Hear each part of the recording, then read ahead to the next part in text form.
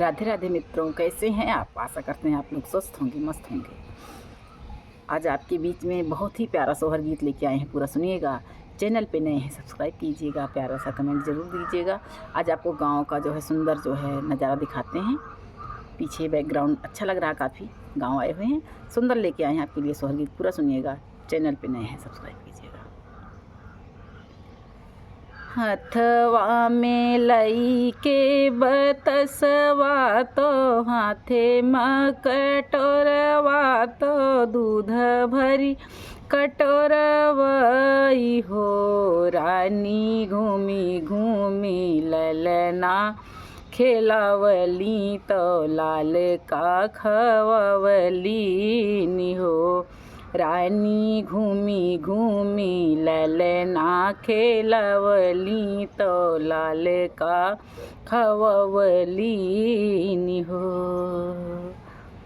ललना के होठ मत वाले बहुत रत्नारे बहुत रत्नारे निहो। रानी घूमी घूमी लाल का खेलवली तो दूधवा पियवली निहो। सखी घूमी घूमी लाल का खियवली तो दूधवा पियवली निहो। अरे ललना की आँख कजरा रे बहुत मतवारे बहुत मत वारे निहो। रानी अखिया में कजरा लगवली तो बहु दुलरवली बहुत दुलरवली निहो। रानी अखिया में कजरा लगवली बहुत दुलरवली निहो। ललना के बाल घूंघराले बहुत घूंघराले तो बहुत घूंघराले निहो। रानी घुंघरू मालुटरी बनवली बहुत दुलरवली बहुत दुलरवली निहो।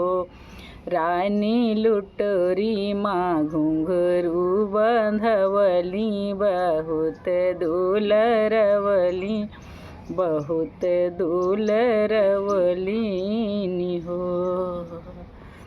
अरे जुग जुग जिए मोर ललनवा तो बाढ़े दिन दिनवा तो बाढ़े दिन दिन माई हो। बहिनी होठ उठाई मुँह चूमै तो लाल का खेलवली तो लाल का खेलवली निहो।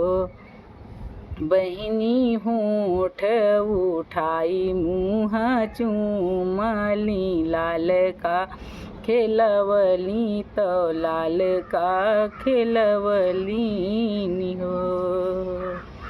जेही दिन से आया मोर ललनवा बझिनी नौआ छूटे बझिन नौआ छूटे निहो।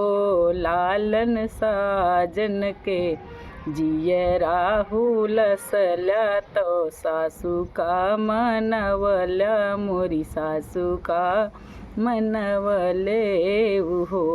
लालन साजन के जियरा हुलसला तो सासू का मनवले हो।